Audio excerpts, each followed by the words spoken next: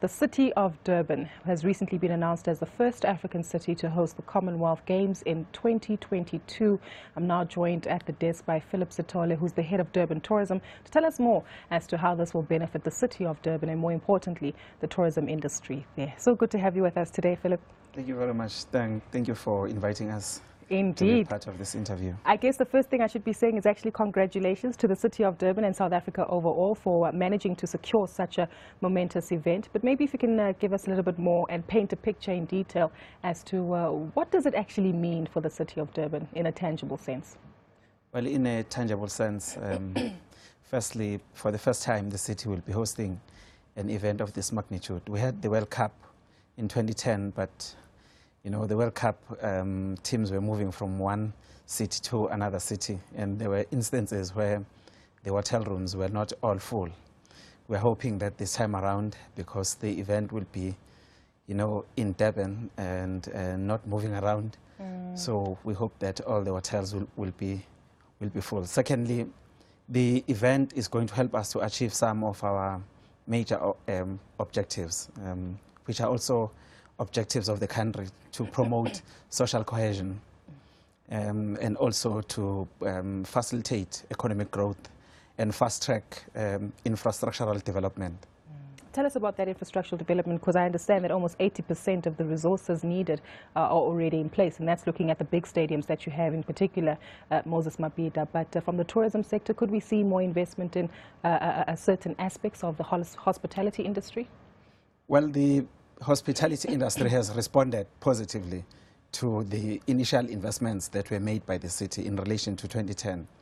I mean, hoteliers, they have invested a lot of money in upgrading their hotels. And we're hoping that because of this particular event coming in 7 years' time and other major events that we're going to host as the city, that will serve as a catalyst for investors to actually invest even more. There are some of the investors who, in any way, were going to invest billions of rands who had already declared their investments a year ago along the beach promenade and next to Moses Mabhida Stadium. There is another investment by the city itself in partnership with the provincial government of KwaZulu-Natal, to build a sports precinct which is adjacent to Moses Mabhida Stadium. So these are some of the investments that, with or without Commonwealth, were already confirmed.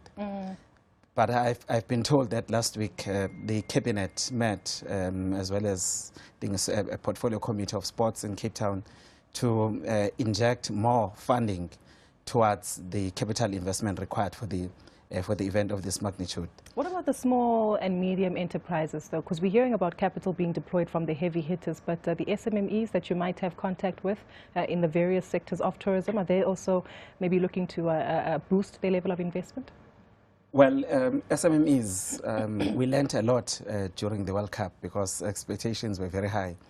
This time around, we would be advising people on which areas that requires investment.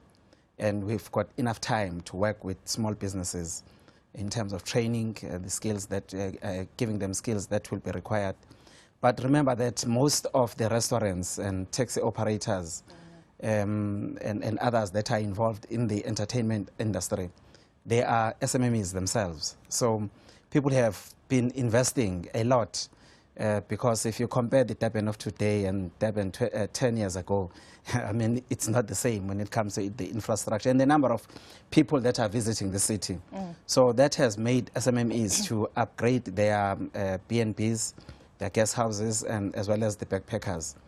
So we are hoping that by winning the 2022 Commonwealth Games, that will encourage small businesses to invest even more. Phillip, we know that it is officially September. December is just a few months away, and for many Joburgers, they tend to look to escape the province when it comes to the holiday season, and that also brings us to the reason why you're actually up in Joburg for this weekend, trying to attract Joburgers like myself to come down to Durban to participate in some of the activities available there. Tell us more about that. Well, Gauteng is one of our top source markets. I would know, because I'm one of those cars in December on the freeway and the N3 making traffic. Yes, well, today up until Sunday, we're here in Gauteng. We'll be in Soweto, during the Soweto Wine Festival. We'll be promoting the city of Durban, promoting the new experiences that were not there last year. We'll be promoting the new products that were opened this year. So we're trying to encourage. I mean, there are many other entertainment products that have come up in the townships. So as part of promoting tourism, we are not only concentrating on the city center or in places that are well known like Umhlanga or Palito. So we try to make sure that people from the townships also benefits from the visitors that normally comes to Durban, millions of them that come to Durban during the festive season. So there are new products in Claremont, in Inanda, as well as in Umlazi that have come up that we are here to push so that people would know that if you come to Durban again in this coming December, there's more than what you experienced the previous years.